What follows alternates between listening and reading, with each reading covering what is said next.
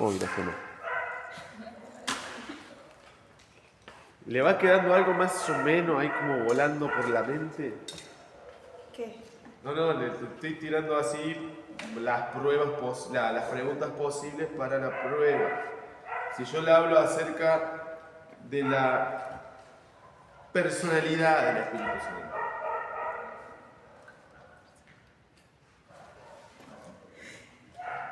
¿Por qué digo que el Espíritu Santo es personal? El Espíritu Santo posee una personalidad. Yo le expliqué que el Espíritu Santo no es una fuerza inmaterial como creen los testigos de Jehová. No, el Espíritu Santo posee una personalidad. Es más, en la Biblia dice que el Espíritu Santo se puede entristecer. Con nuestros pecados podemos entristecer. Es más, el apóstol Pablo dice en un momento que no entristezcáis al Espíritu Santo. Y en otra parte dice que no apaguéis al Espíritu Santo. Entonces el Espíritu Santo siente, hay personalidad dentro del Espíritu Santo. Ahora también hablé acerca de la iluminación del Espíritu Santo. ¿Qué era la iluminación del Espíritu Santo? ¿Qué hacía el Espíritu Santo cuando te iluminaba? ¿Qué producía?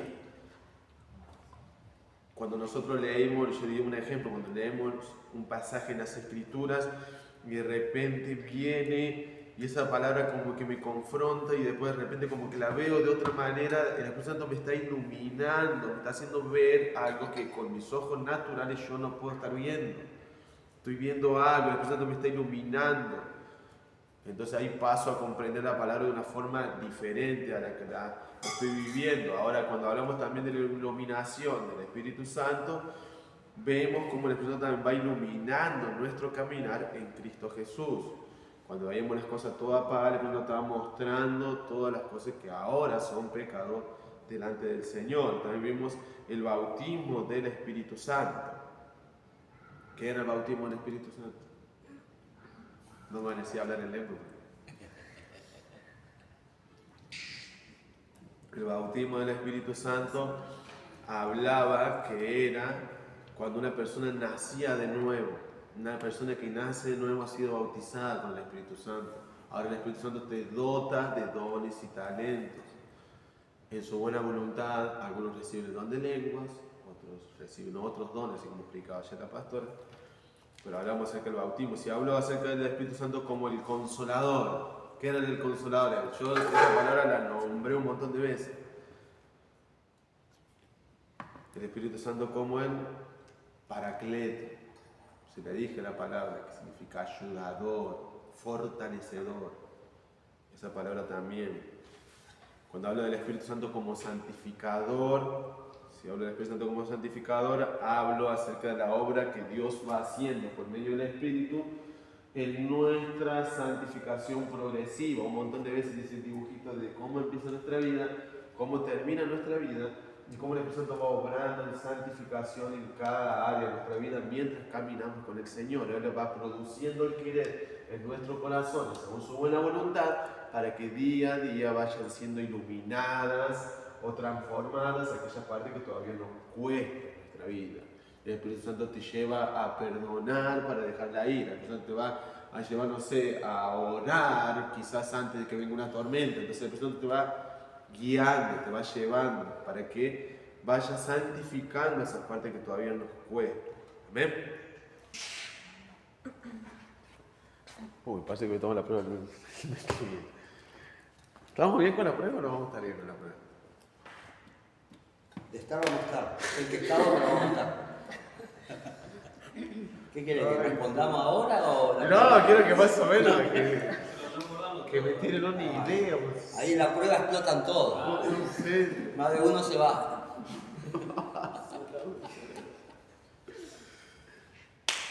No, hasta el próximo... Ahí todo día, a ver. A ver. Bueno, por eso, lo importante es que ustedes puedan entender, más allá de los conocimientos teológicos que puedan haber, ustedes que puedan entender conceptos como qué es el pecado, eso es importante, qué es el Espíritu Santo, qué obra de santificación hace el Espíritu Santo, que puedan entender los atributos de Dios, porque el poder entender los atributos de Dios nos llevan a conocer a Dios. Si no conocemos los atributos de Dios, que son las virtudes de Dios, es como, no sé, ¿no? Un ejemplo, yo a mi mujer la conozco, cuando se levanta, se levanta enojada y para que pues, cambie el humor. No sé, yo la voy conociendo. Pero sé que tiene virtudes, así como nosotros tenemos defectos y virtudes, así también Dios no tiene defectos, pero tiene virtudes. El Señor, Dios es bueno, Dios es bondadoso, Dios es misericordioso. Entonces, cuando muchas veces nosotros pecamos, nosotros lo primero que viene el acusador a nuestra mente, no, ¿qué vas a ir a la iglesia? Dios está totalmente enojado con vos. O sea, ni te arrodillas a orar. Cuando no es así. Por ejemplo, a mí me quedó la misericordia y la no justicia. Claro.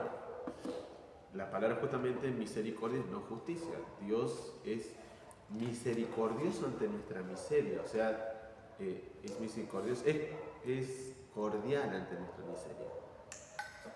Y entonces cuando nosotros pecamos, nosotros sabemos que Dios es bueno, que Dios es inmutable, quiere decir que Dios no cambia, no muta, entonces yo sé que me puedo acercar confiadamente, como dice la palabra, al trono de la gracia para hallar socorro. Entonces sé que Dios no es que es malo y me están mirando, ay no, vos te portaste mal, vos mereces castigo. No, Dios es bueno todo el tiempo, Dios es bueno.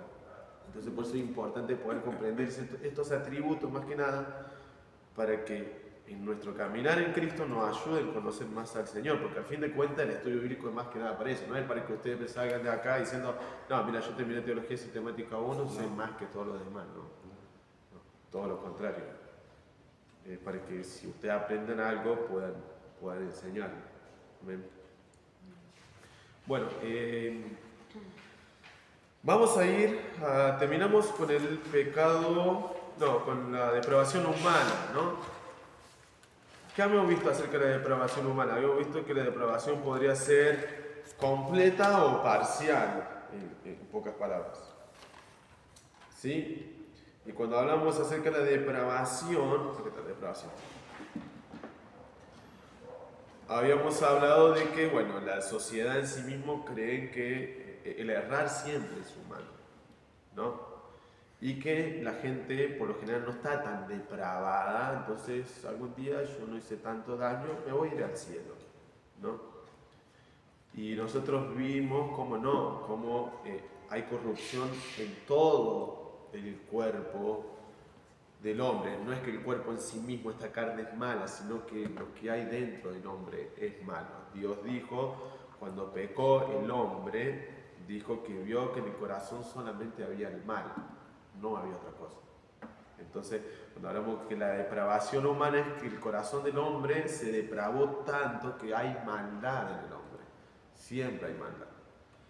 Ya sea en grados altos o en grados un poco más bajos, pero sostenidos solamente por la pura gracia del Señor. Si no fuera por la gracia de Dios, todos seríamos como Hitler o peor que Hitler. No lo sabemos. ¿Ven? Bueno, vamos a ver algo que lo resumí porque, bueno, estuve estudiando un poco acerca de la conciencia humana. ¿Vos también? La conciencia. Yo tengo anotado que lo último que dijiste fue acerca de Satanás. No, vimos después sobre la depravación humana. Vimos, es más, después de Satanás, vimos los demonios. Vimos el pecado original, la depravación humana. Y ahora vamos a la conciencia humana.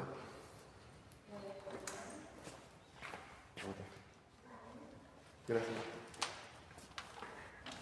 Bueno, acá acerca de la conciencia, ¿qué pueden pensar acerca de la conciencia? Nosotros todos tenemos una conciencia, ¿no? Sí. ¿Y qué es esa conciencia? Muchas veces algunos lo catalogan como la voz interna que hay dentro del ser humano. Cuando vas a algún lado y de repente algo te dice por dentro, no vayas por allá. O muchas veces cometiste algo que sabes que está mal y ahí está tu conciencia para acusarte. Dijiste, mirá lo que se ve. La conciencia humana. Ahora, ¿usted qué piensa que es la conciencia? Resumidas palabras. Las que están estudiando psicología o ya dejaron de estudiar. ¿Siguen estudiando o no están estudiando? Me mandaron así como 4 hojas y dicen que de conciencia. 4 hojas leí más o menos ¿Qué de te la conciencia. acordabas? Nos pateamos la pelota entre los... Si quieren pasa acá al frente y digan lo que es Siempre la conciencia. nada. Acá al frente y digan lo que es la conciencia. Dedíquense a otra cosa, chicos.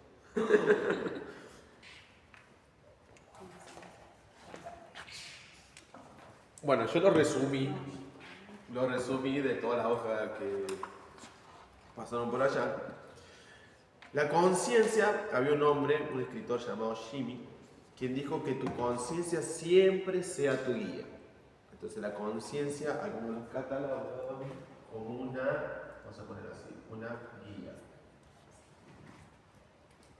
Ahora, este es un buen consejo si nuestra conciencia ha sido instruida por la palabra de Dios y dirigida por ella. Sin embargo, si nuestra conciencia es ignorante a la Escritura o ha sido cauterizada por el pecado o endurecido por los repetidos pecados que hay en nosotros, este dicho de Jimmy podría ser un hecho desastroso. Ahora, hay algo que sucede con la conciencia. Vamos a empezar por acá. Cuando el hombre peca, vamos a suponer, cuando el hombre comete pecado, algo sucede en la conciencia. La conciencia se endurece o se puede cauterizar.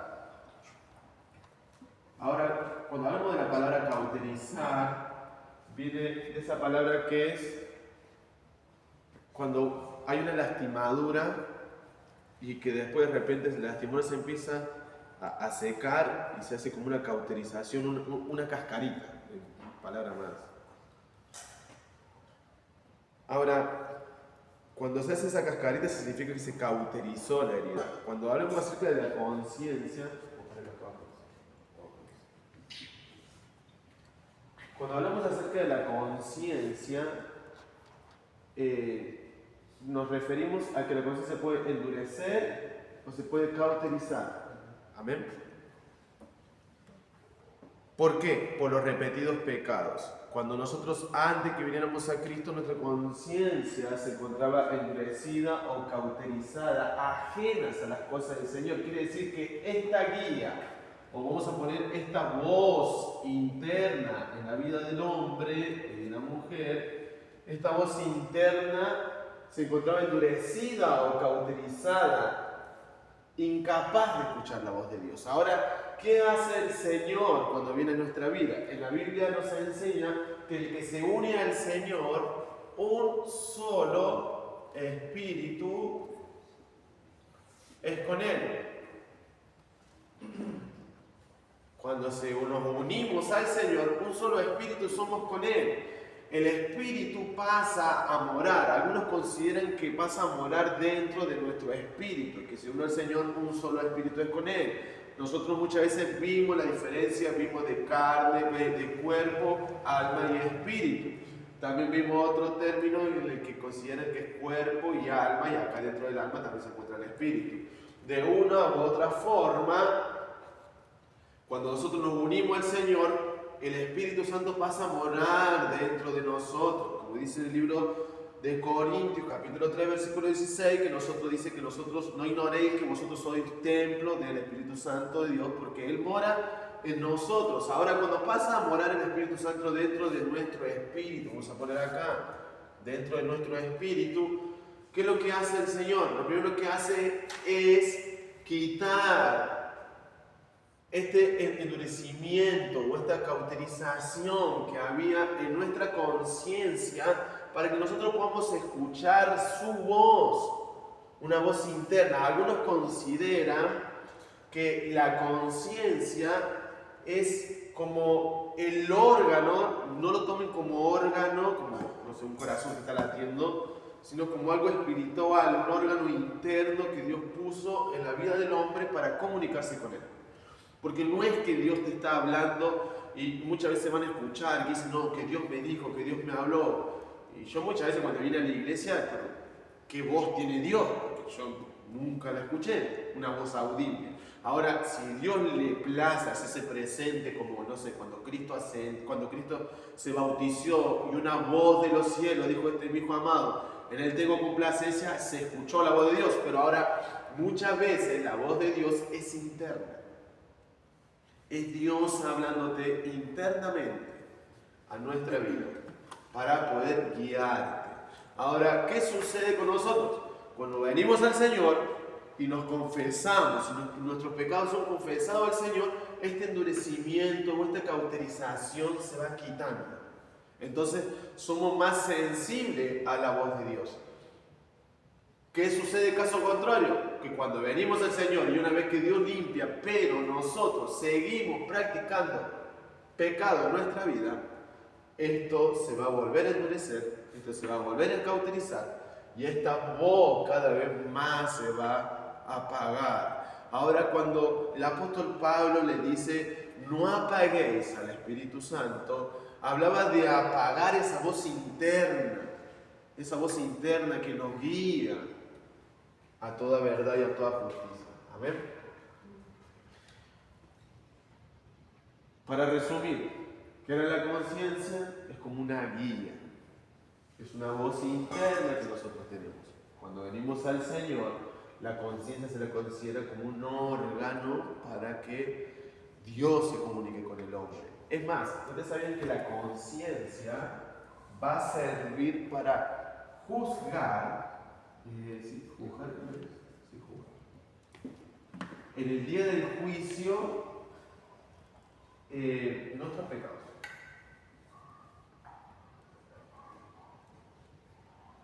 ¿Por qué le digo esto?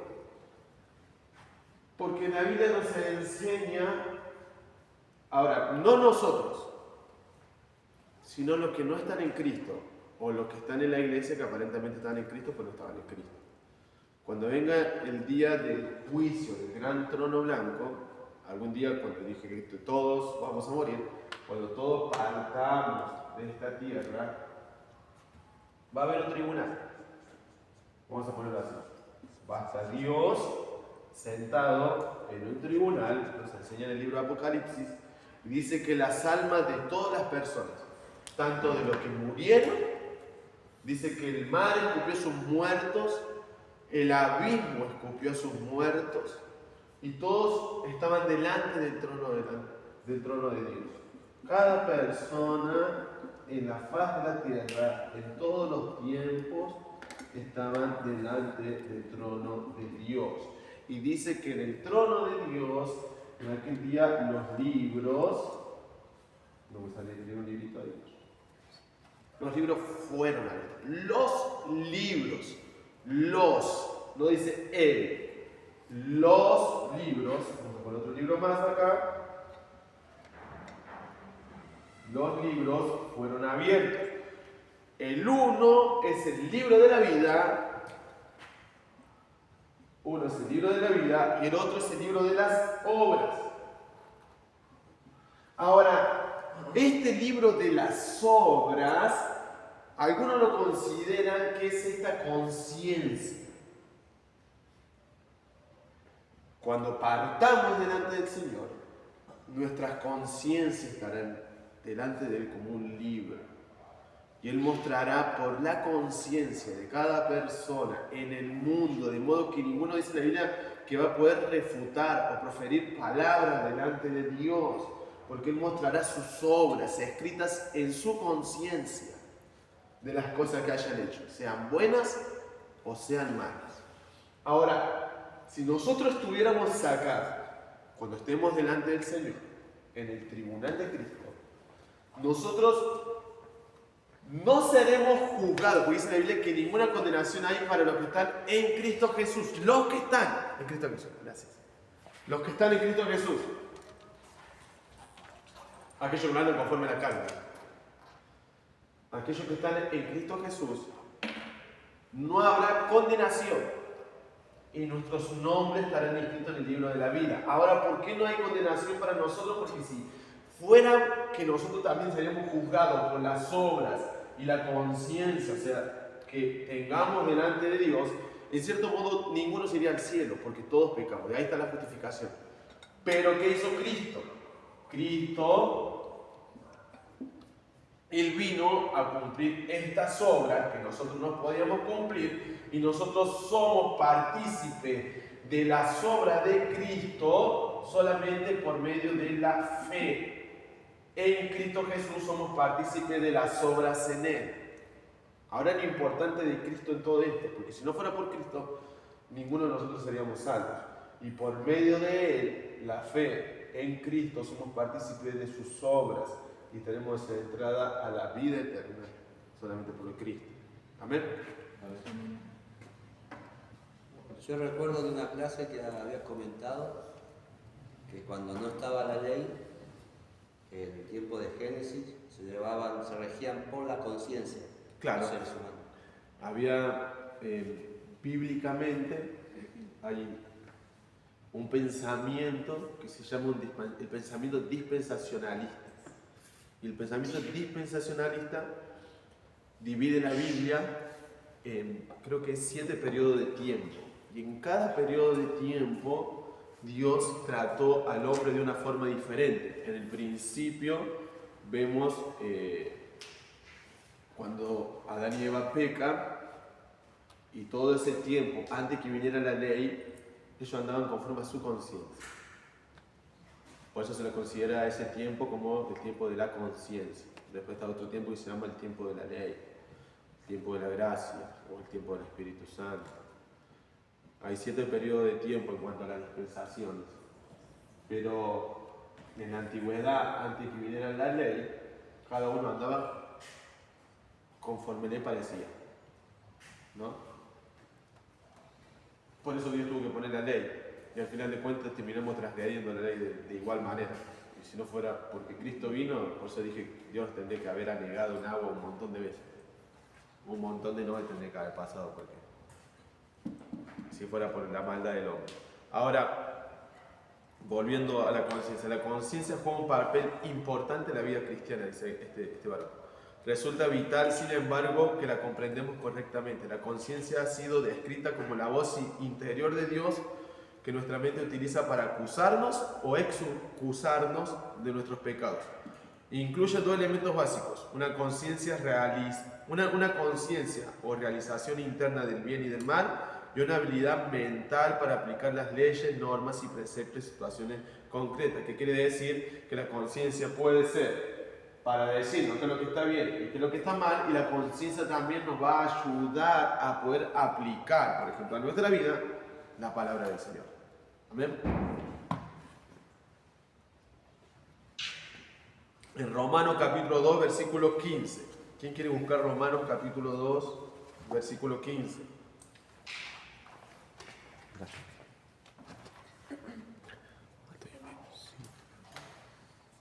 Tu papá me había pedido que grabe, entonces se lo voy a mandar. Sí. Sí, estaba hablando con él. ¿Estamos hasta acá? ¿Vamos entendiendo qué es la conciencia? Sí. Si yo le pregunto a la prueba qué es la conciencia, es la... Es la voz. Bien, es una voz interna. Listo. La conciencia, ¿cómo estaba antes que viniéramos a Cristo? Dura. Endurecida. O cauterizada. Cauterizada. Bien. ¿Qué sucedía cuando endurecida y cauterizada? Éramos incapaces de poder escuchar la voz de Dios. Ahora, cuando nosotros pecamos, ¿qué sucede también nuevamente con nuestra conciencia? Se va cauterizando o endureciendo. Y vamos escuchando cada vez menos esta voz interna. Ahora, esta conciencia también va a servir para juzgar a las personas en el día del juicio conforme sea lo que hayan hecho. Los que no están en Cristo, ¿no?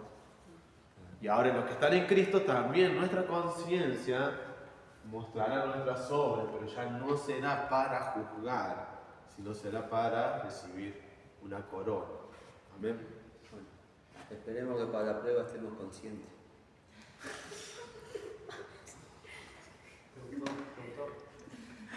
Sí, es verdad. Yo también espero lo mismo. Ay, Señor mío. Romanos 2.15, ¿quién lo encontró? Romanos 2.15. Aquí, la única que lo buscó. La única que trajo Biblia. No, Señor mío, Padre, Romanos 2.15. ¿Viste? ¿La tenés abrir? Hasta ahora la única conciencia. Ya está la única cosa. ¿La tenés? ¿Qué dice Romanos 2.15?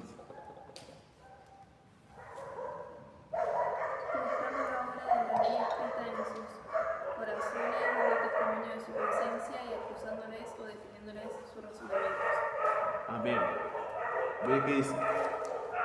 Pablo nos está enseñando que Dios ha escrito la ley sobre nuestros corazones y la conciencia humana ha sido instruida por la revelación de la ley de Dios, que Él ha implantado en nuestros corazones. ¿Qué quiere decir? Las personas tienen una responsabilidad moral de seguir lo que su conciencia les dicta. Nosotros tenemos una responsabilidad moral de seguir lo que nuestra conciencia nos está dictando. Es pecado actuar contra la conciencia de uno. ¿Quién lo dijo eso? Lutero. Martín Lutero. Martín Lutero, ¿saben quién era Martín Lutero? Algún día vamos a tener un estudio sobre Era un teólogo, algo así. Sí, bien, por ahí plantado. Bien, era un monje en realidad, en la antigüedad, que se levantó contra todo El pueblo es. No, Sí, porque había pueblo no. contado algo. Claro, contra todo un sistema religioso en el que estaba mal, que vendían indulgencias en aquel tiempo, que estaba asociado a la política, y él empezó a interpretar la Biblia y vio que estaban enseñando mal. Y ahí es cuando él se levantó y convenció lo que se conoce como la protesta, el protestantismo. En este caso. Nosotros somos protestantes por Lutero, porque protestamos en contra de las falsas enseñanzas de la Iglesia Católica. Bueno, Martín Lutero, en un momento, él estaba en la dieta de Worms, en un lugar, y él declaró: mi conciencia está cautiva a la palabra de Dios, porque hacer algo contra la conciencia no tranquiliza ni estaría bien. Imagínense cómo Lutero estaba tan nutrido y su conciencia estaba tan penetrada a la palabra de Dios, que él sabía que hacer algo en contra de su conciencia no estaba bien. Ahora, a nosotros tampoco podemos hacer algo en contra de nuestra conciencia. Si nosotros nos vamos nutriendo de la palabra del Señor, nuestra conciencia nos va a acusar. Estamos por hacer algo, te va a acusar. Porque es lo que puso Dios justamente para guiarte. O sea, el Espíritu Santo va a hablar por medio de la conciencia a nuestra vida y te va a decir: no hagas eso. Y cuando lo haces, sentís una terrible culpa porque sabés que desobedeciste. Ahora, cuando sucesivamente vamos cometiendo pecado tras pecado tras pecado, esa voz de a poco se va apagando. ¿Y qué tiene que hacer Dios? Tarde o temprano tiene que meterte un sacudón en tu vida y traerte, ya sea con amor, con dolor, con algo, sacudirte un poco para que vuelvas a despertar y traerte. Hay una palabra griega que significa arrastrar. Eso es lo que Dios hace muchas veces con nosotros. Ahora, la respuesta de Lutero demuestra dos principios bíblicos importantes. En primer lugar, que la conciencia debe ser instruida o hecha cautiva por la palabra de Dios. ¿Qué tiene que hacer nuestra conciencia? Tiene que ser instruida por la palabra de Dios. Eso es lo que estamos haciendo ahora, instruir nuestra conciencia. La conciencia puede ser mal enseñada o puede cauterizarse. La conciencia puede ser mal enseñada o cauterizarse o apagarse por causa de los pecados repetidos una y otra vez en nuestra vida. El pecado habitual o la aceptación de la sociedad del pecado nos puede endurecer tanto que acallemos la voz de la conciencia y que pequemos sin ningún remordimiento como lo hacíamos en el mundo. Eso no tiene que suceder en nuestra vida. Amén. Un pecado siempre llevará a otro pecado, y a otro pecado, y a otro pecado. El salmista David, que era un hombre conforme al corazón de Dios, él pecó. Él dice que primero codició con sus ojos, el pecado va a entrar por los ojos. Él codició con sus ojos a una mujer hermosa que se estaba bañando. La codició en su corazón, o sea, de los ojos pasó a su corazón. La mandó a llamar, se llegó a ella y resulta que la mujer era casada. Ahora, él conociendo eso, en vez de ir al arrepentimiento al Señor, ¿qué hizo? Intentó encubrir ese pecado, intentó que el marido se emborrache, que vaya y se llegue a la mujer, Y después al final de cuentas terminó poniéndolo al frente de batalla para que lo terminaran matando y él al final de cuentas quedarse con la mujer. A David le nace un hijo y Dios lo termina matando al hijo. Ahora, ¿qué pasó con eso? ¿Qué quiero explicarle? Es que un pecado te va a llevar a otro pecado, y a otro pecado, y a otro pecado. Siempre. Y la conciencia cada vez más se va a ir cauterizando, y la voz de Dios se va a ir apagando nuestra vida. Hasta que llegue el punto que pequemos sin sentir nada. Amén. Eso mayormente ocurre al que se aparta. Y así termina, por eso mucha gente ves afuera y vos decís, no puede ser, si ese hermano predicaba y arriba, ¿cómo puede ser que esté tan lejos? El pecado endureció tanto su corazón que se vino apagando. Bueno, terminamos con Romanos 14:23. Romanos 14:23. Romanos 14:23, lo voy a leer rápidamente, lo que tengo acá en mi Biblia.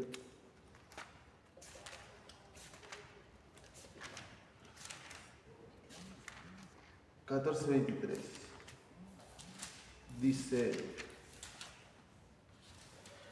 pero el que duda, si come se condena, porque no lo hace por fe, y todo lo que no procede de fe es pecado. Amén. ¿Qué quiere decir eso? El apóstol Pablo está haciendo una mención a algo específico en ese momento. Si hay algo que nuestra conciencia nos está acusando, no lo hagamos.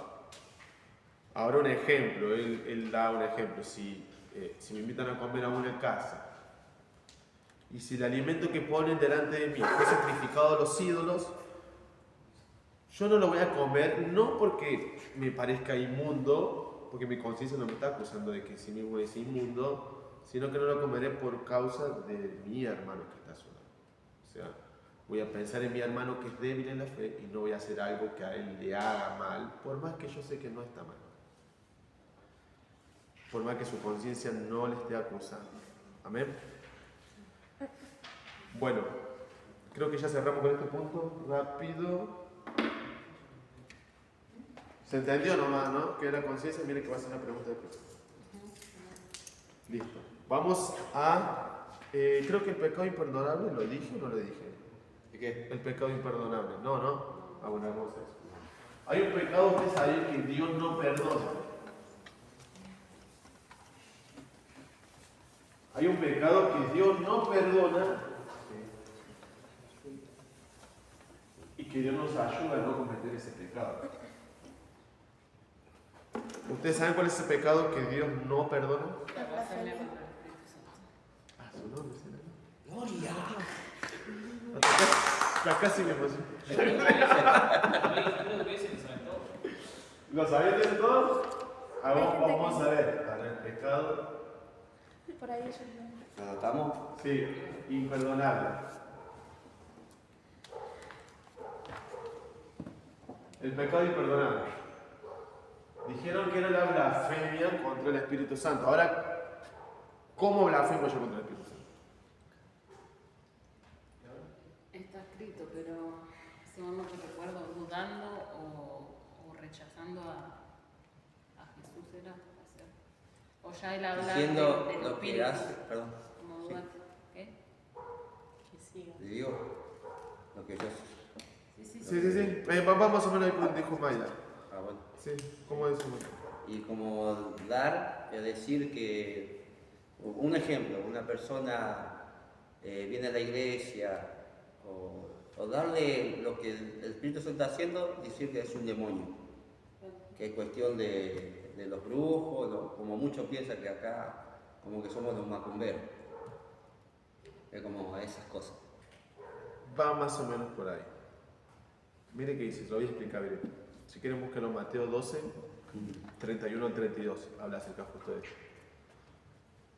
Dice, en la Biblia hay un pecado que lo describe como imperdonable, aunque el Evangelio ofrece gratuitamente el perdón a todos los que se arrepienten de sus pecados, hay un límite colocado ante el umbral de este crimen, el pecado imperdonable sobre el que advirtió Jesús y se identifica con la blasfemia contra el Espíritu Santo. Bien dicho, ¿qué es el pecado imperdonable?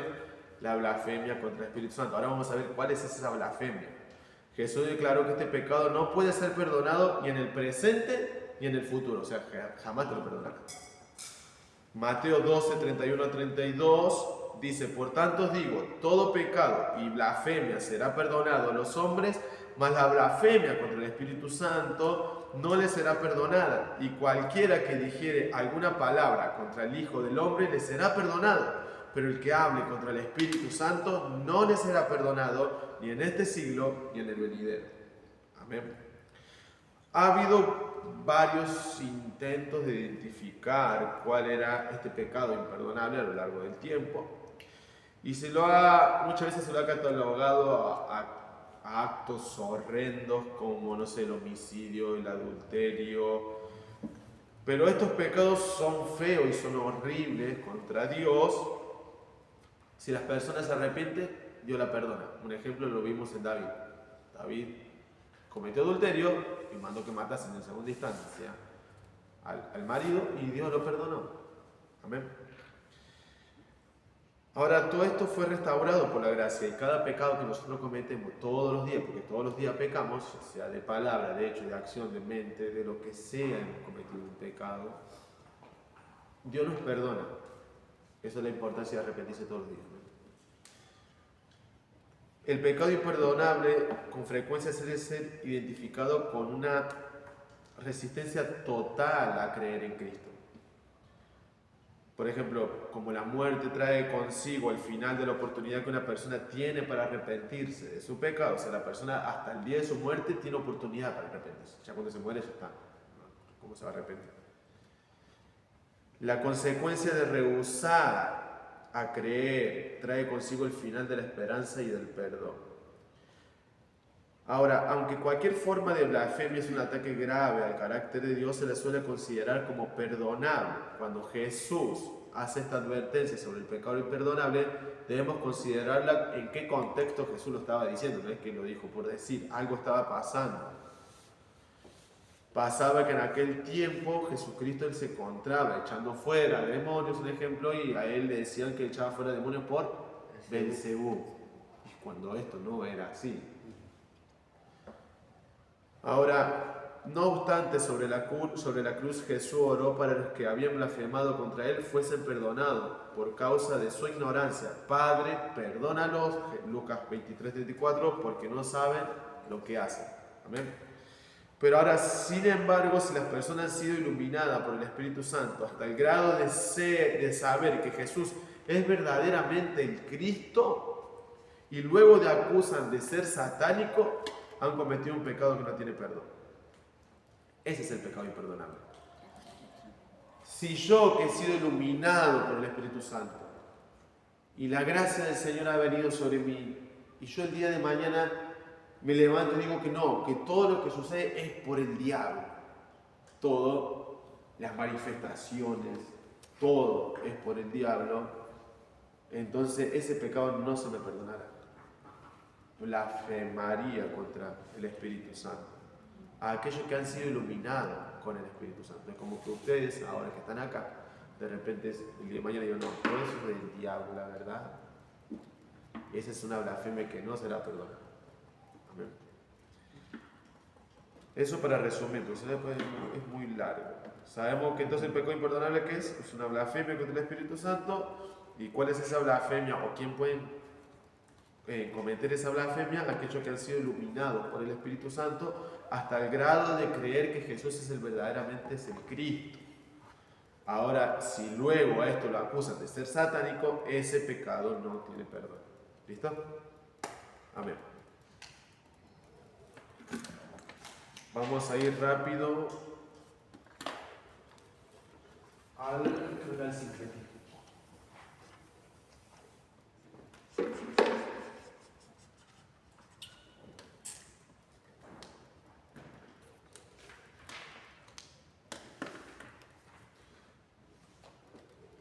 Vamos a la salvación. Capítulo 56, la salvación.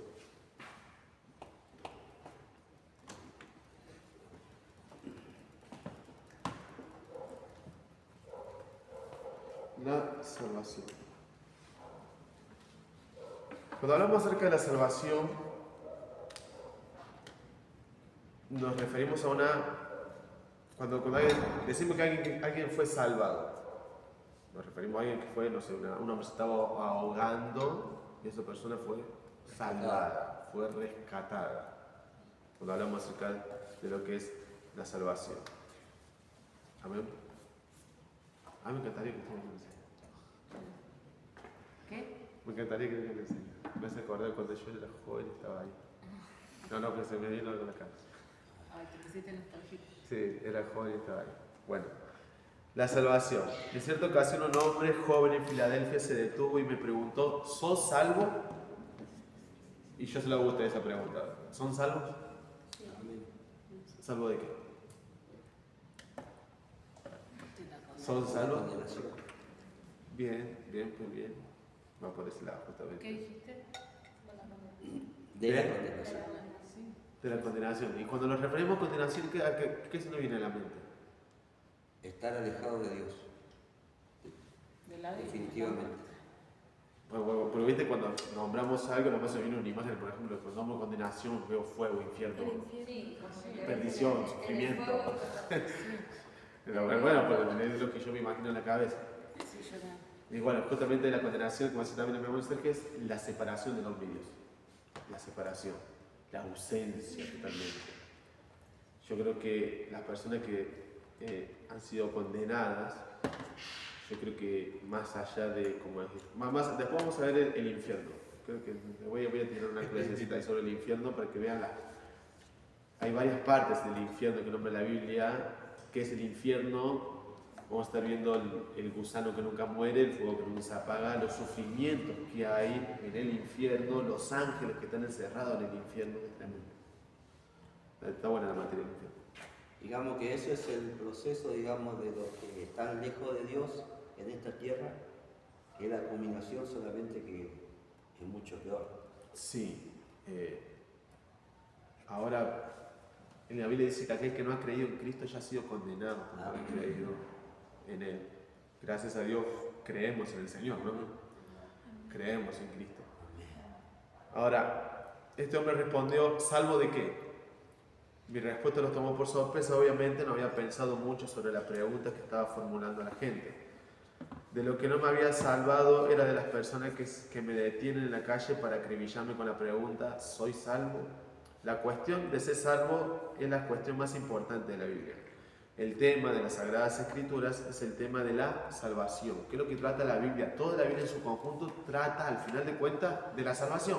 Toda la Biblia, desde Génesis, Apocalipsis, terminan contando la historia de la salvación de la humanidad. Véanlo como una película para que le parezca más fácil entenderlo.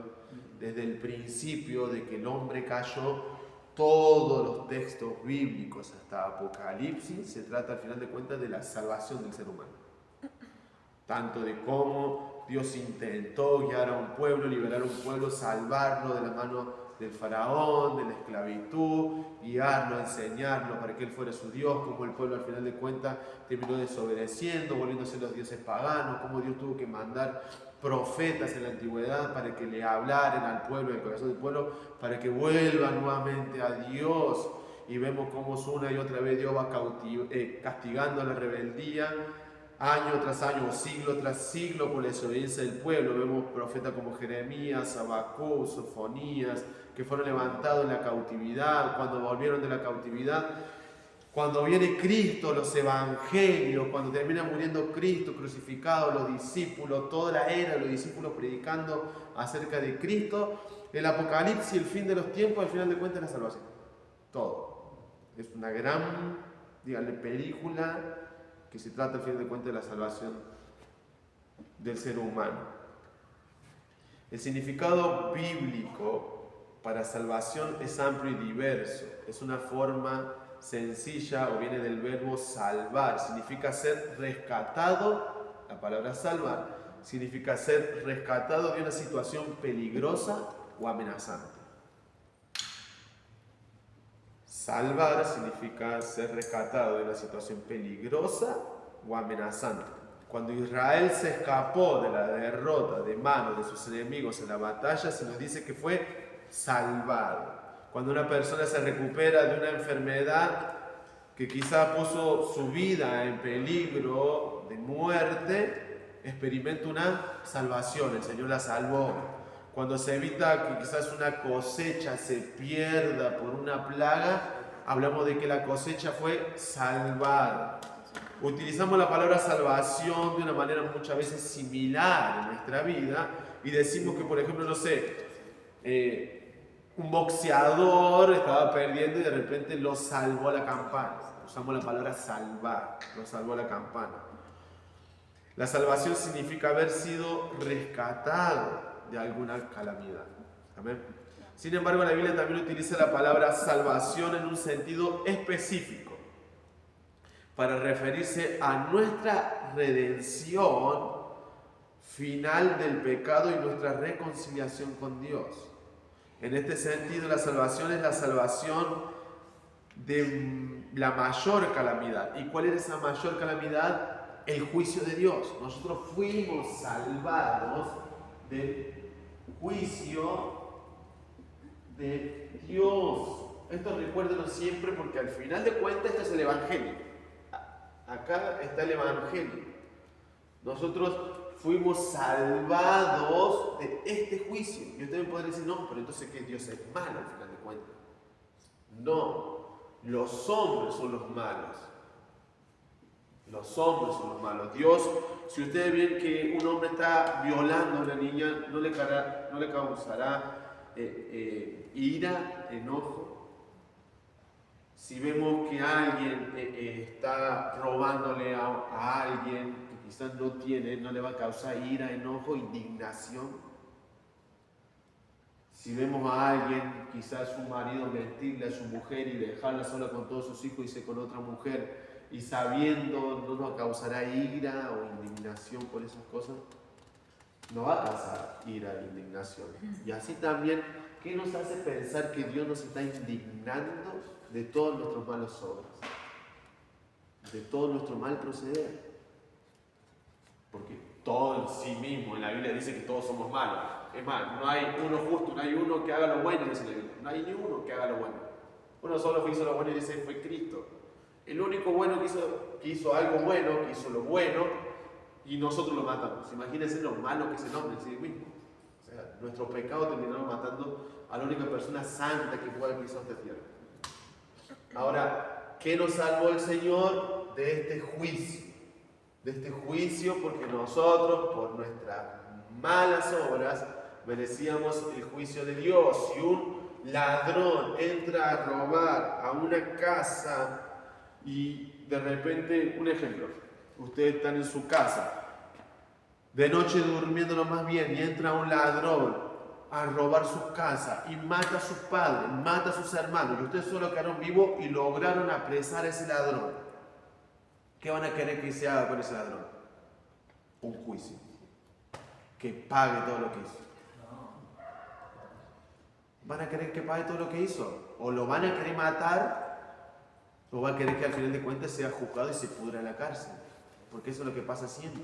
Pero todo que es juzgado tiene un juez, un abogado. Un abogado. Pero yo hablo de la situación esta. Imagínense en eso. Nosotros vamos a querer reaccionar. Vamos a querer hacer juicio a mano propia y si no podemos hacerlo y viene la policía, vamos a querer que ese ladrón pase por un juicio y una condena reciba y se pudra en la cárcel, ¿no? Ahora, en la Biblia nos enseña que, como le dije recién, vamos a pasar por un tribunal y habrá un juez. Y así como nosotros queremos que las personas paguen lo que hicieron, como alguien que comete y corrompe la ley en la tierra, tiene que ser condenado, así también un día delante del Señor habrá un juicio. Y Dios estará sentado en el juicio del gran trono blanco. Ahora, esto es de lo que Dios nos salvó, porque nosotros estábamos, como dije recién, en este juicio y vino Cristo. Vino Cristo, que Él es nuestro abogado. Él es nuestro abogado, quien aboga nuestra causa. ¿Qué hace Cristo? Nosotros estamos acá a punto de ser, por Dios, mi hermano, recibir el juicio de Dios, y Cristo que hizo tomó nuestro lugar. Él fue nuestro sustituto. Y hoy por Cristo nosotros tenemos entrada al reino de los cielos y no recibimos el juicio de Dios. Por eso la Biblia dice que fuimos salvados por Cristo. Y eso es lo que nosotros predicamos a la gente. Cuando hablamos de que Cristo sana, salva y liberta, hablamos de que Cristo vino a salvar. ¿De qué nos habló el Cristo? Del juicio del Señor y de la condenación que posteriormente recibirán las personas si no tienen a Cristo en su vida. Cristo es el único medio de salvación. No hay otro nombre va dado a los hombres en que podamos ser salvos. Solamente en Cristo podemos ser salvos. Una vez un varón solía decir que Cristo es el único salvavidas que está echado en un mar. El único salvavidas. Hay personas que rehúsan acercarse a Cristo y se terminan ahogando en su propia arrogancia. Entonces, ¿qué vino a hacer Cristo a nosotros? Vino a salvarnos. Esto es lo que trata la Biblia acerca de la salvación del hombre. Amén. Ahora, Tesalonicenses capítulo 1, versículo 10. Dios enseña que Él nos salva y nos libra de la ira venidera que en el mundo ha de manifestarse. La ira venidera. Algún día también lo voy a enseñar acerca de las copas de la ira del Apocalipsis. ¿Qué va a suceder en cada copa? ¿Qué se va a derramar en cada trompeta? Los sellos que fueron abiertos. ¿Cuántos sellos faltan abrir? ¿Tesalonicenses cuánto? 1 Tesalonicenses capítulo 1, versículo 10. Una vez prediqué sobre eso en una campaña. Versículo 10.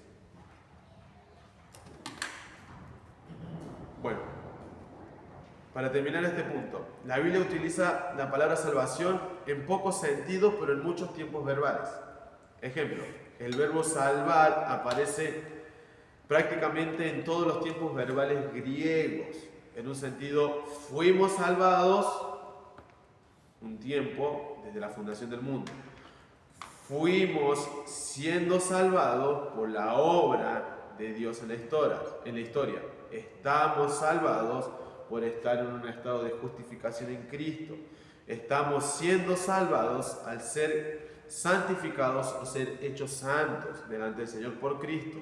Y seremos salvados cuando experimentemos la consumación de nuestra redención en el cielo. La Biblia nos habla de la salvación en términos del pasado, presente y futuro. En todos los tiempos verbales aparece la palabra salvación en su Biblia. En todos los tiempos verbales. En el tiempo pasado, presente y futuro. Amén. Amén.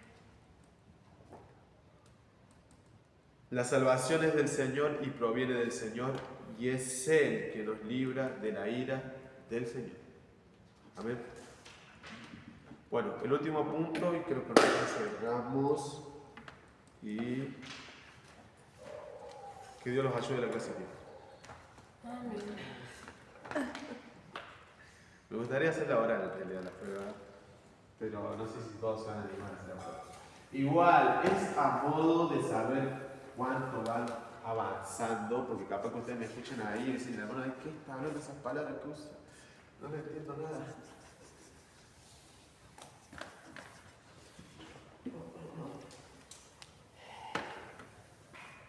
Bueno, ¿qué era la salvación entonces?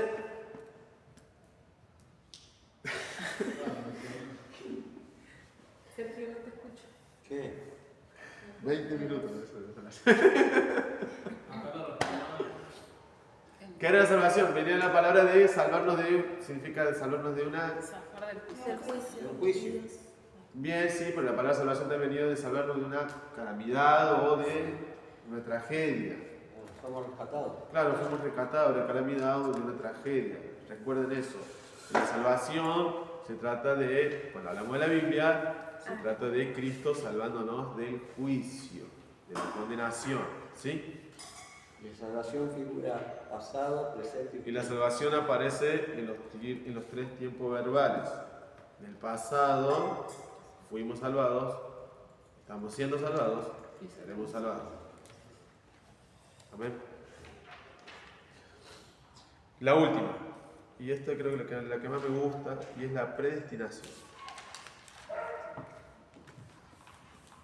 La predestinación. La predestinación.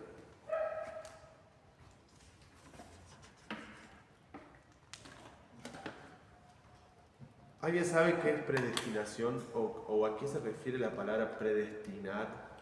Algo que ya está fijo, que ya está trazado, pues, algo así. Claro, es la misma palabra, le dividámoslo. Predestinación.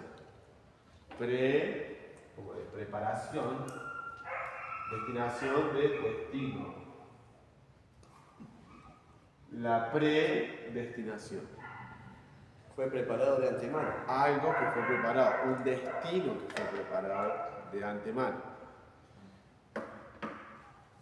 Nosotros, por ejemplo, en la cocina, cuando vamos a preparar un alimento, por ejemplo, tengo que hacer bondiola de cerdo a la mostaza. Tengo que hacer el trabajo bondiola de cerdo a la mostaza. Yo preparo una mise en place primero, que son los ingredientes que voy a usar para hacer la bondiola de la mostaza. Preparo, por decir la palabra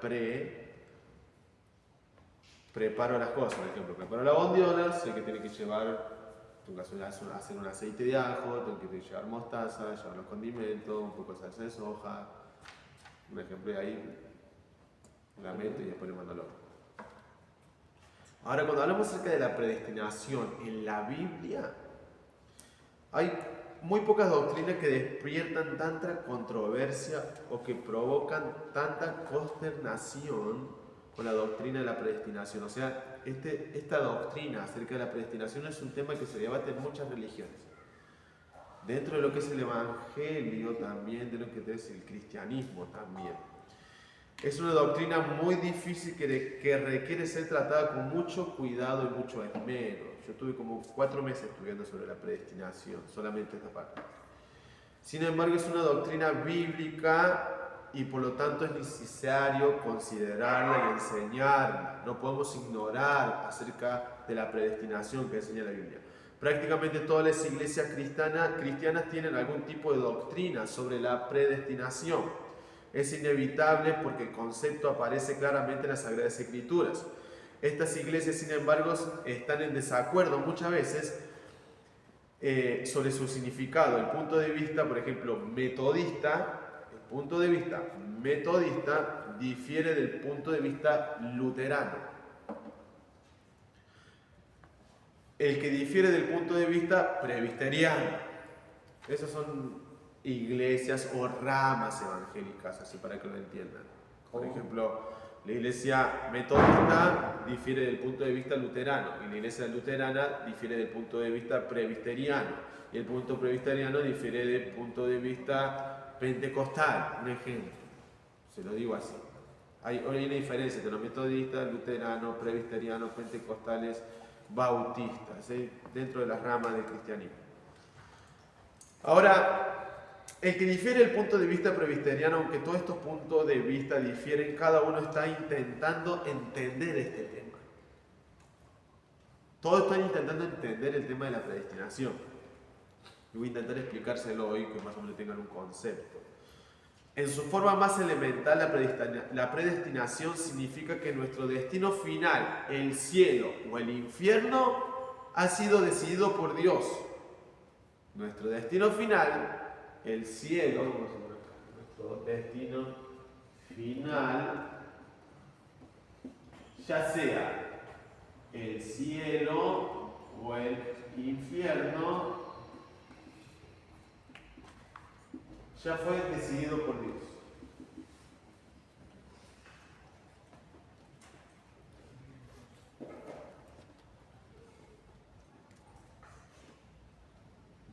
Ahora, ha sido decidido por Dios y no solamente antes de que nosotros lleguemos a la tierra, antes de que nosotros nazcamos, sino incluso antes de haber nacido. Incluso antes de haber nacido. Nos enseña que nuestro destino está en la mano de Dios. Para expresar esto de otro modo, dice la Biblia que desde la eternidad pasada, antes de que naciéramos, antes de que existiéramos, desde la eternidad pasada,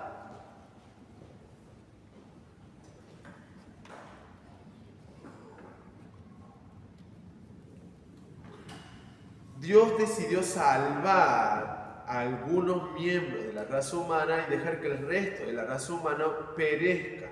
Dios hizo una elección, eligió a algunos individuos para que fuesen salvos y disfrutaran la bendición del cielo, y eligió a otros para que sufrieran las consecuencias de sus pecados hasta el tormento eterno en el infierno. Quiero que entiendan, porque esto es un tema muy debatible. La pregunta es esta, para que puedan entenderla de forma más rápida. ¿Todos seremos salvos? Esta es una pregunta para usted. ¿Todos seremos salvos? ¿A qué se refiere todos? Todos. ¿La humanidad? Toda la humanidad. ¿Todos seremos salvos? Aquellos que hayan recibido. Yo hablo de toda la humanidad. Todos. No. Entonces, ahí concordamos en ese punto. Entonces, no vamos a poner acá. No, porque más, en la Biblia dice que ya hay algunos que han sido condenados. Vemos un ejemplo, no sé, Judas, el hijo de perdición, que ya está preparado para que se pierda. Un ejemplo, Judas. No, porque no todos al final de cuentas irán al cielo, ¿no? No todos sabemos que, aunque nosotros querramos que todos al final de cuentas vayan al cielo y anhelemos que quieran que todos vayan al cielo, no todos al final de cuentas van a ir al cielo. Dios nos ayuda a llegar a nosotros, ¿no? Algunos irán al cielo y otros irán al infierno, ¿no? Ahora, esta definición es común para muchas iglesias, pero para llegar al centro de la contienda corresponde preguntarse ¿cómo elige Dios esto? Vamos a hacer otra pregunta acá. ¿Cómo elige Dios esto? Y esto es tremendo. ¿Cómo elige Dios quién se va al cielo y quién se va al infierno? ¿Cómo elige Dios eso? Porque si decimos que no todos son salvos, y si decimos que de la eternidad pasada ya Dios predestinó nuestra vida, ¿cómo Dios de la eternidad pasada dijo, este sí, este no, este sí y este no? Él escogió. Pero... Y la pregunta es ¿cómo? Dios escogió, sí, porque no todos... Porque conoce los corazones. Bueno, bien, va más o menos. Nahuel, ¿cómo pensás que Dios, por qué Dios te eligió a vos, no te eligió al vecino al lado? Un ejemplo. Porque tiene un propósito para mí. Y con el vecino al lado, ¿por qué no? Porque Dios, el mismo propósito que tiene conmigo, puede tener con mi hermano. Un ejemplo que hoy no está en la iglesia. O sea, ¿por qué predestinó eso? ¿Qué Dios le vio a ustedes que no vio a otras personas? O sea, ese es el tema. Acá Dios no lo eligió porque fuéramos más lindos, o fuéramos más altos, porque no, el hermano Sergio tenía la capacidad y el otro hermano capaz que no tenga tanta capacidad. ¿Por qué Dios no eligió? ¿Por qué Dios... Perseverancia o fe. No, porque si no predestinó es porque todavía no hubiéramos la nacido. perseverancia. Va más o menos por la perseverancia. Vamos a responder esta pregunta. Fedra dice que eligiéramos nosotros mismos. Como que Sí, sí. ¿Cómo? Ay. que vio que nosotros íbamos a elegir, que lo íbamos a elegir, dice. Su nombre sea la gloria, por favor. ¿Viste? Ella es récord. ¿Viste? No más que Bien, va por ese lado. Bueno, ya le sumamos 2 puntos para otro. Ya te voy a perdonar una pregunta que me pasó. Ahora, ¿cómo elige Dios? Vamos por ese lado. El punto de vista de las iglesias que no provienen muchas veces de la Reforma han sostenido por la mayoría de los cristianos es que Dios realiza esta elección en base a su previo conocimiento. Dios elige para la vida eterna a las personas que Él sabe que han de elegirlo. Es la noción presciente de la predestinación porque descansa sobre el previo conocimiento de Dios sobre las decisiones o actos humanos. ¿Estamos hasta ahí? Este es un punto de vista. Entonces, ¿cómo sabe Dios? Vamos a poner acá. Porque Dios sabe quién van a ¿quiénes lo van a elegir? ¿O quiénes van a tomar la decisión de elegirlo, de seguirlo, de aceptarlo? Este es un punto de vista. ¿Estamos acá? Quiero explicarle bien los dos puntos de vista que hay de cuenta. Habría otro punto de vista en cuanto a las iglesias reformadas que difieren tanto que consideran que la decisión final para la salvación depende de Dios y no de nosotros. Según esta noción, la elección de Dios es soberana, o sea, Dios conoce toda nuestra vida soberanamente, no descansa sobre las decisiones o respuestas previstas por Dios. Como que Dios dijo, no, mira, yo le voy a elegir a mi hermano Nahuel, porque sé que mi hermano Nahuel me va a elegir, sé que me va a querer seguirme. No descansa en eso, sino que considera que estas decisiones emanan soberanamente, solamente de la gracia de Dios. El punto de vista por estas iglesias es que librada a sí misma, ninguna persona escogería a Dios. Las personas caídas todavía tienen una voluntad libre y son capaces de elegir lo que desean. Pero el problema radica es que no tenemos ningún deseo por Dios y no elegiremos a Cristo hasta que no seamos regenerados. La fe es el don que surge del nuevo nacimiento y solo los escogidos pueden responder a la fe, al Evangelio. ¿Qué quiere decir? Se lo explico. Vimos este punto de vista, ¿no? Lo tenemos en mente.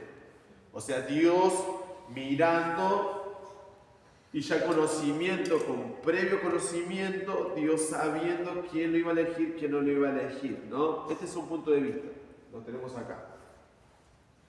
Ahora el otro punto de vista, y el que quiero que entiendan ustedes, que a mí me tomó mucho tiempo comprender, es que el hombre, como expliqué en la clase pasada, ha caído totalmente en pecado. De modo que ninguno de nosotros podíamos elegir a Cristo. No podíamos elegir a Cristo por nuestra naturaleza caída. No había deseo de Dios en nosotros. Ningún deseo de Dios. Cuando estábamos en el mundo, ninguno deseaba nada de Dios. Nadie deseaba nada de Dios. Hasta que Dios sobró en nuestros corazones y Él puso algo que se llama la fe. La fe, justamente la fe que Dios pone en el corazón del hombre, es un don. Es un don. La palabra don viene de la palabra regalo.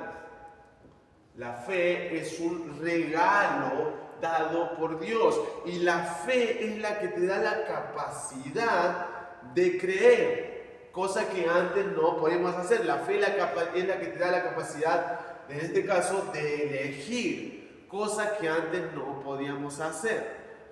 Ahora, cuando vemos este planteo, lo vemos en un modo equivocado, porque al final de cuentas nosotros no podíamos elegir a Dios. O sea, Dios miró soberanamente y miró que no podía el hombre al final de cuentas elegirlo por su estado caído. El hombre se encontraba caído, por su estado caído. Ahora Dios salió a nuestro encuentro y Él puso fe en nuestros corazones. Ahora, ¿por qué vino la fe en nuestros corazones? En la Biblia dice que la fe viene por el oír. Y el oír la palabra de Dios. Un día se nos predicó la palabra. Un día se nos habló la palabra. Un día leímos la palabra. Y esta palabra produjo fe en nuestros corazones. Pero ya Dios, conociendo de antemano, desde una eternidad pasada, acomodando todos los sucesos en nuestra vida, hasta que en este punto salió Dios a nuestro encuentro, salió la palabra que produjo la fe en nuestros corazones, y en este punto nosotros tuvimos la capacidad de elegir las cosas del Señor, cosas que antes no lo teníamos, pero solamente Dios lo dio de una eternidad pasada. Ya Dios planeó todo esto soberanamente. Soberanamente, conociendo a Dios todo. Ahora, ¿por qué digo esto? Porque al final de cuentas no es de nosotros el ser salvos. La salvación es solamente del Señor. Es gracia, es favor inmerecido. Es solamente gracia. Es más, creo que el culto quiere explicar sobre la gracia. Es gracia. Es favor. Es misericordia inmerecida la que teníamos. Ahora, ¿cómo Dios eligió a quién poner esa fe? ¿A quién dar ese don de fe? ¿Y a quién no dar ese don de fe? Ahora nos haremos esa pregunta. Los escogidos deciden por Cristo. Muchos son los llamados, pocos son los escogidos. Los escogidos se deciden por Cristo, pero solo los que fueron elegidos por Dios en primer lugar, como en el caso, hubieron dos varones, uno llamado Jacob y otro llamado Esaú. En la Biblia dice que a Jacob amé y a Esaú aborrecí. Ahora, ellos no habían nacido. Y Dios ya había amado a uno y a otro no lo había amado. Ahora vamos a ver por qué. Porque esto queda diciendo como no, entonces Dios está haciendo diferencia. Dios es malo con algunos y es bueno con otros. No. Los escogidos son elegidos únicamente en base a la soberana y buena voluntad de Dios y no sobre la base de nada que hayan hecho o que hayan de realizar. No es que Dios eligió, no sé, me eligió a mí porque sabe que a pesar de todas mis caídas el hermano David se iba a levantar. En cambio, si lo elegía al vecino, no lo voy a elegir porque sé que si él al final de cuentas se cae, no se va a levantar más. No es que Dios eligió así.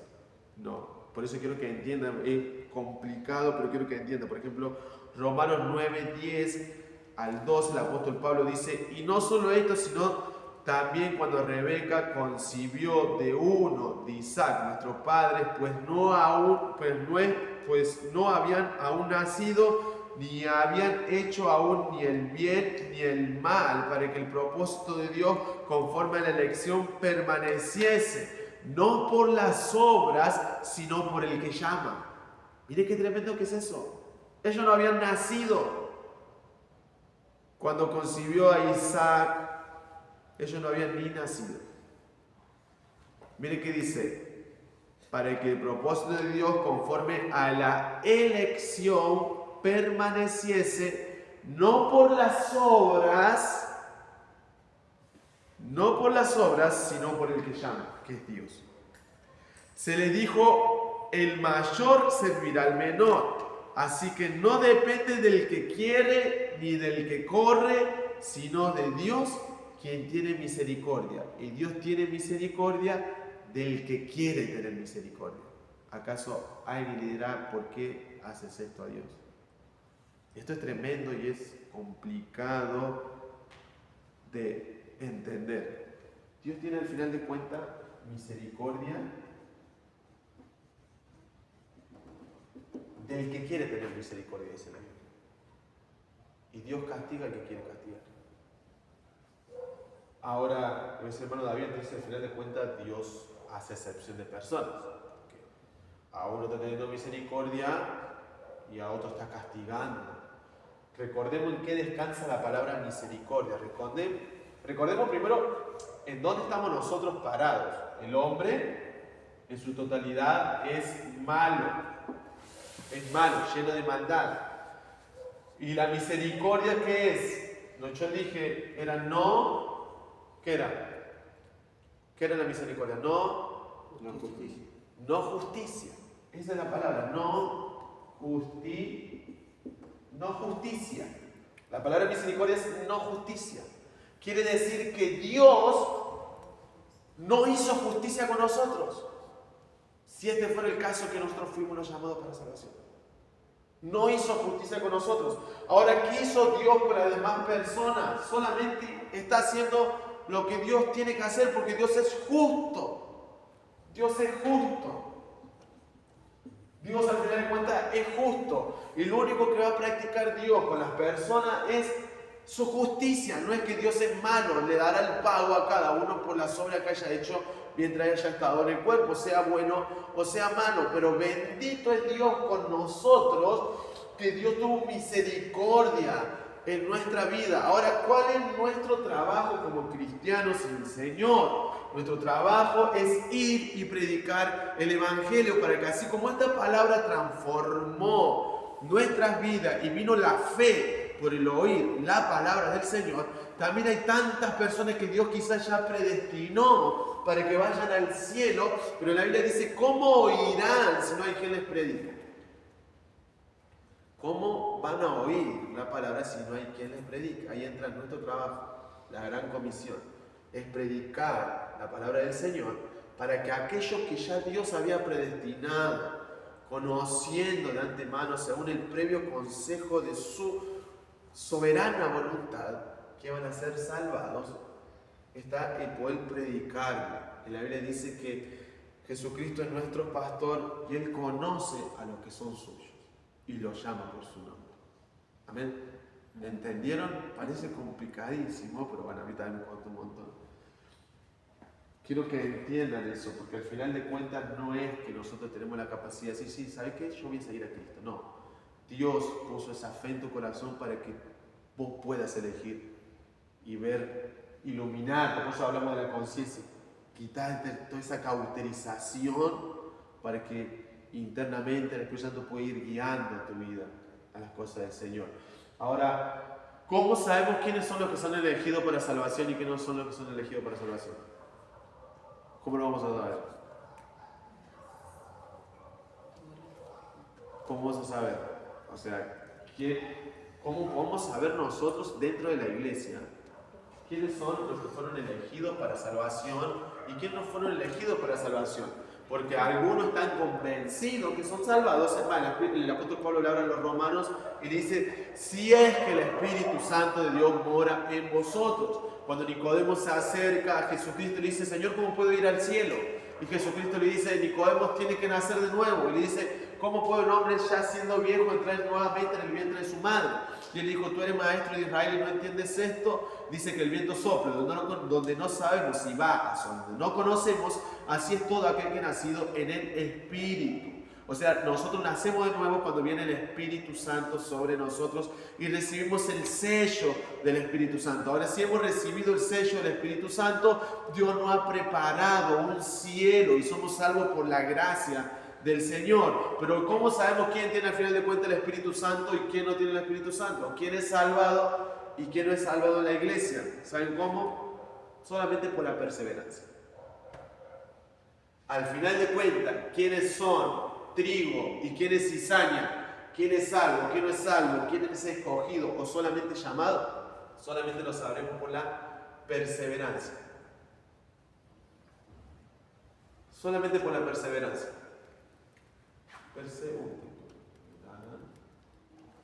Perseverancia.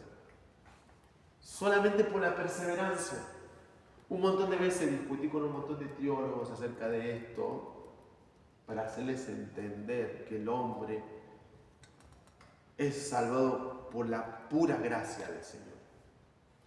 Por la pura gracia del Señor. Ahora, ¿quiénes son al final de cuentas? ¿Cómo sabemos? Muchas veces mis hermanos, David, ¿cómo sabe al final quién es el que salvo? Si soy salvo o no soy salvo. Hermano, ¿sabe cómo me doy cuenta si al final de cuentas usted era alguien que Dios había ya predestinado para salvación? Será solamente por la perseverancia. Que usted persevera hasta el fin, estos serán salvos. Porque aquel que persevera hasta el fin, este será salvado. Nosotros debemos predicar afuera para que todos los que se acerquen sean salvados, aun conociendo de que no todos son salvados, porque no nos cabe a nosotros el categorizar si sos salvado o no sos salvado. La Biblia dice que Jesucristo vino para que todo aquel que en Él crea no se pierda, más tenga vida eterna. Pero al final de cuentas sabemos que no todos van a creer, pero nuestro trabajo es predicar como que todos tienen que creer la palabra del Señor para que sean salvados. Amén. Y voy terminando. Un problema polémico con respecto a la predestinación que Dios que Dios no escoge o elige salvar a todos, se reserva el derecho de tener misericordia de quien Él decida tener misericordia. Algunas personas de la caída humanidad reciben la gracia y la misericordia de la elección al resto. Dios las pasa por alto, dejándolas en su pecado. Los que no han sido escogidos reciben solamente la justicia, no es que reciben injusticia de Dios.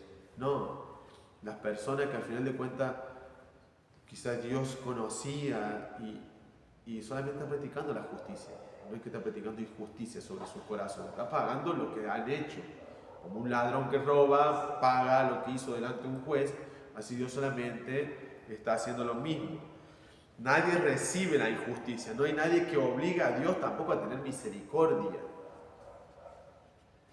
hacia algunos o hacia todos por igual, en su eterna decisión definir cuán misericordioso desea ser. Sin embargo, nunca será culpable de no ser justo con alguien. Vamos al libro de Romanos, el último versículo, capítulo 9, versículo 14 al 15. 9, 14 al 15. Dice, ¿qué diremos entonces? ¿Que hay injusticia en Dios? Dice el apóstol Pablo, de ningún modo. Porque él dice a Moisés, tendré misericordia del que yo tenga misericordia y tendré compasión del que yo tenga compasión. Es tremendo eso. Imagínense qué bueno ha sido el Señor con nosotros. Que nos ha dado la gracia y el don de fe. Y está en nosotros el poder impartir esa gracia, poder predicar acerca de esta fe que hemos recibido un día solamente por la pura gracia del Señor, conociendo nuestro estado caído. Amén. Para resumir, ¿la predestinación es una doctrina difícil? Es difícil. Intenté explicarlo de la mejor manera, pero yo lo quise. Intenté explicarla más o menos de la mejor manera. La Biblia nos enseña la doctrina de la predestinación. Muchos cristianos definen la predestinación en función al previo conocimiento de Dios, pero el punto de vista también nos enseña que Dios no considera el previo conocimiento como una explicación de la predestinación bíblica. La predestinación se basa en la elección de Dios, no en la elección de los seres humanos. O sea, descansa solamente en Dios la salvación, no en nosotros. Lo único que hicimos nosotros es pecar. Ahora, las personas no regeneradas por el Espíritu Santo, que no nacieron de nuevo, no tienen ningún deseo de escoger a Cristo. Y quizás vendrán a la iglesia y estarán en los cultos. Y aparentemente sus emociones se moverán y quizás lo lloraremos. Pero, ¿cómo nos daremos cuenta que verdaderamente eran cristianos, habían sido regenerados por el Espíritu Santo? Por la perseverancia. Que a pesar de todas las tormentas que vengan en la vida de uno, siempre seguirán a Cristo. El apóstol Pablo dijo que nada me apartará del amor de Cristo, ni la muerte, ni la vida, ni la tribulación, ni el hambre, ni la pestilencia, ni lo presente, ni lo porvenir, ni lo alto, ni lo profundo, ni ninguna otra cosa creada nos podrá separar del amor de Dios que es en Cristo Jesús. ¿Por qué? Porque el apóstol Pablo había nacido de nuevo. Dios no escoge a todos, Él se reserva el derecho de tener misericordia sobre quien quiera tener misericordia, porque al final de cuentas no todos son salvados. Y Dios no trata a nadie injustamente. Dios no es injusto, al contrario, Dios es justo. Y por su misericordia nos practica esa justicia sobre nosotros. Amén. Y ahora le hago una pregunta que es ajeno más o menos a todo esto, que se dice a la clase bíblica de un par de años atrás. Dios puede estar... Usted no la responde, hermano Sergio, porque creo que usted estaba en esa clase, no me acuerdo. No sé. Si estuve llevando mate, puede ser. ¿Dios puede estar o está en el infierno? La cara de los ¿copiaron acá? Acá contestaron. Dios puede estar o está en el infierno. Piensen bien que Él la tiene la respuesta. llave. Dios puede estar en el infierno junto con el diablo. No, pero No. santo, no. ¿Qué tiene que ver? O sea, pero vos, ¿En qué sentido te referís? Porque entrar puede entrar. O sea, supongo, ¿no? Él es Dios y él tiene la llave. ¿Usted qué considera? Vos dijiste que sí. Pero no es No, vos un dijiste que lugar sí. ¿Cómo hizo para encerrar entonces para los No, argentinos? eso fue cuando era un día. Está bien, No. pero igual, si él quiere, bájelo. O sea, ya estuvo. O mejor dicho, bueno, entonces usted piensa que sí, Dios puede estar en el infierno. ¿Vos no pensás que Dios puede estar en el infierno? Si decimos que el infierno es un lugar de tormento y dolor, ¿no? No, pero no es santo. Es como, no sé, es controversial la pregunta. La luz y...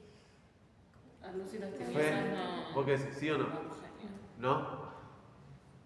No. ¿Vos decís que sí? Ahí atrás. Dudosa, ¿no? ¿No? No sé. Dudosa. ¿Vos crees que si puede estar en el infierno Dios no puede estar en el infierno Dios? ¿Cómo no sé? ¿Sí o no? ¿Sí o no? ¿Sí o no? No, listo, no. ¿Vos? No. No, ganó, acá tenemos 6 no. Manu, ¿puede estar Dios en el infierno? No. Sergio, ¿puede estar sí o no la respuesta? No, para mí no. ¿Bri? Para mí sí. Sí. ¿Vos no? Sí. ¿Brandon? No. ¿Brandon? No. ¿Sí o no? No, dice nada.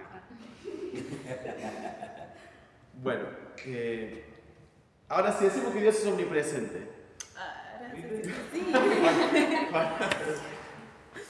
Pará.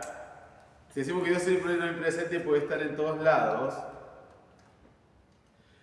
la pregunta sería: ¿de qué manera Dios está presente en el infierno? Si decimos Claro, eso. eso. Claro. ¿De qué manera Dios puede estar presente en el infierno? Sería. Imagínense para estudiar, voy a escribir acá. ¿Esto ya copiaron? Sí. ¿Vos lo copiaron todo? Claro, la pregunta fue tramposa. La pregunta era otra cosa. Claro. Claro, ahí cambia. ¿Qué te pasa vos? El infierno. Ahora, si decimos que el infierno es un lugar donde las almas que están acá están siendo condenadas, ¿no? Ahora, si decimos que Dios es omnipresente, Dios puede estar en todos lados. Ahora la pregunta sería: ¿cómo está Dios presente en el infierno? La respuesta sería a esta pregunta: en el infierno Dios está presente con su justicia. Su justicia. Dios está presente en el infierno con su justicia. Significa que todos los que están acá no solamente recibieron la justicia de Dios por sus pecados. Por eso decimos No es que Dios, Dios mismo está ahí. Dios lo llena todo de sí mismo. No es que Dios está paseando así sobre el infierno caminando a ver qué pasa por acá. No, sino que la justicia de Dios está reflejada acá. Y bien Nahuel, porque cuando Cristo descendió a las partes más bajas de la tierra, estuvo presente en cierta manera. Y llevó cautiva la cautividad y la ascendió a los cielos. Pero bueno, Dios es santo y en el cielo nosotros gozaremos de su santidad. Dios es santo y en el cielo gozaremos de esto y de su misericordia. Y las personas que están en el infierno están recibiendo solamente el pago de las malas obras que hicieron. O sea, en ejemplo, Hitler, un asesino, todo aquel que ha mentido, que ha golpeado, que ha adulterado, está en el infierno solamente y Dios está presente con su justicia en ese lugar. Están recibiendo su justa retribución. Justa retribución por su pecado, de cierta manera. Y las personas que están en el cielo están gozando de la santidad y la misericordia del Señor. ¿Estamos? A ver, nos ponemos de pie. Igual que esa pregunta fue tramposa. La clase pasamos a ver la predestinación y la condenación. Vamos a ver. El llamado, nuevo nacimiento. Porque parece que no sé si están tan listos para la prueba, la verdad. Y la verdad que para nosotros se puede 2 años. Pasará para febrero. No, lo voy a pasar por la clase que viene, tomamos algo más y bueno, le dejo toda esta semana para que estudien. Por favor, Me voy de acá y hagamos. estudien, miren ahí en los videos de YouTube. Además, en los videos de YouTube hay grabado clases posteriores a esta, que un montón de años. Y creo que hay preguntas de prueba que yo hice en un video de YouTube. Así que Fedra no zafas. No, Pedro, no zafás. Eso, ocultarlo, tomar la prueba y después lo... Bueno, fíjense que hay un montón de preguntas que yo hice en clases pasadas, de pruebas pasadas. Además, los chicos antes terminaban la clase y le hacían sacar la hoja. Sí. Ahora he tenido misericordia de ustedes. En serio. Antes le hacía sacar la hoja y bueno, chicos, ¿qué era predestinación así? Y bueno, ahí, vamos a ver. Y a mí me quedaba más en esa que ahora. Porque ahí sí o sí tenía que prestar atención porque sabía que puede venir la prueba, no te queda otra. Vamos a orar, Padre, en el nombre de Jesús, Señor, damos gracias, Señor, por tu presencia, por tu palabra, Señor, gracias por cada enseñanza que hemos recibido, bendito Dios, Señor, ayúdanos, Padre Celestial, a poder atesorar, Dios mío, día a día tu palabra, a poder conocerte cada vez más por medio de ella, Señor. Ayuda a mis hermanos, Padre Santo, Señor, que ellos puedan atesorar esta palabra en sus corazones, Padre, que sea vida, Señor, que no sean solamente oidores, sino hacedores de tu palabra, Padre, derrama esa sabiduría, ese conocimiento que solamente viene de ti, Señor, acompáñanos de regreso a nuestros hogares, guarda, Señor, nuestro caminar delante de tu presencia, Señor, te damos gracias, Padre, en el nombre poderoso de Jesús, amén, amén y amén. Gloria a Dios, gloria a Dios, gloria a Dios.